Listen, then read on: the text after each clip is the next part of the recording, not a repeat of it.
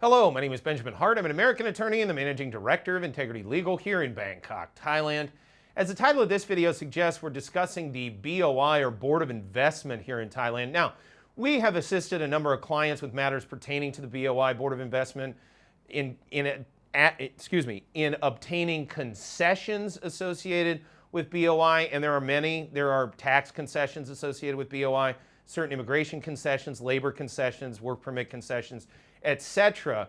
But there has been this curious situation that's been evolving where the BOI has been saying that they can confer on their own labor authorization, and I don't see any legal authority for this. I've been trying to do the research on it. Again, I'm a layman when it comes to Thai law, so I'm just like anybody else. I'm just doing research, but I can't find it. And I've actually talked to folks who aren't even clients of this firm. They just watch the channel and have sent me correspondence who have said, yeah, I've contacted them and pressed them on the issue of can you confer labor authorization, and the responses I get are sort of opaque and nebulous.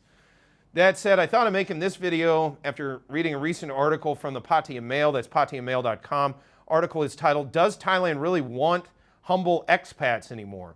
Quoting directly, "Together with the improvements for short-stay tourists, well over 90% of all new arrivals will shortly get 60-day visa exempt on entry." Kind of remains to be seen, but it's my understanding that's what's being rolled out. Quoting further, "The reforms are imaginative, if sometimes confusing to the general reader." Well, yeah, everything associated with Thai immigration is confusing if you don't know what you're looking at. Look, at the end of the day, immigration law generally, and I mean this in a U.S. context as well as a Thai context, is narrow and deep. It pertains to a limited subset of people, and it is a limited body of law insofar that it doesn't apply across the board, but it's deep. It has little vicissitudes in it. It has little exceptions and exemptions that if you don't know how to walk through the minefield of immigration law, you can get into some real problems. Quoting further, "Updated information about them comes variously from the Cabinet or the Tourist Association of Thailand," I think they mean the Tourism Association of Thailand, "or the Board of Investment or the Immigration Bureau. There is no single source for updates or corrections." Look, Board of Investment, as we've discussed in other videos, has a specific line item in the Immigration Act of '79 that says that there are certain visas that can be issued pertaining to BOI. That is clear. That said, regarding labor authorization, again, I can't find anything where BOI directly can confer labor authorization. Meanwhile, as we've discussed in other videos, there is what's called the one-stop service under BOI, which basically brings together components of the immigration apparatus and the Labor Department, but they're not under BOI. They're coordinating with BOI.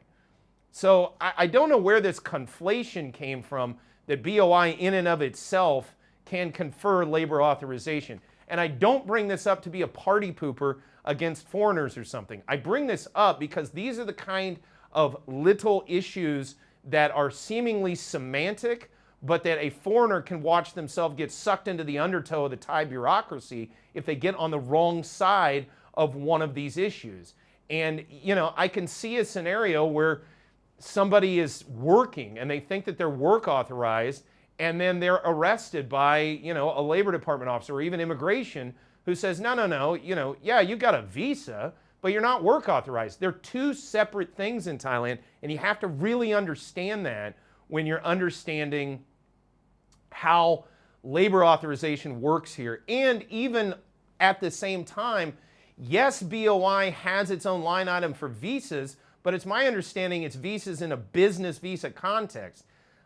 Again, maybe it's more in line with the law, but it looks to me to be a little bit of a stretch, the whole notion that BOI can create visas of their own volition. Again, authorizing visa status being one thing and then having that issued by immigration is one thing, but stating that you can issue visas in your own right, it's kind of an odd notion when you kind of understand how the immigration apparatus and the Labor Department apparatus operates here in the Kingdom of Thailand.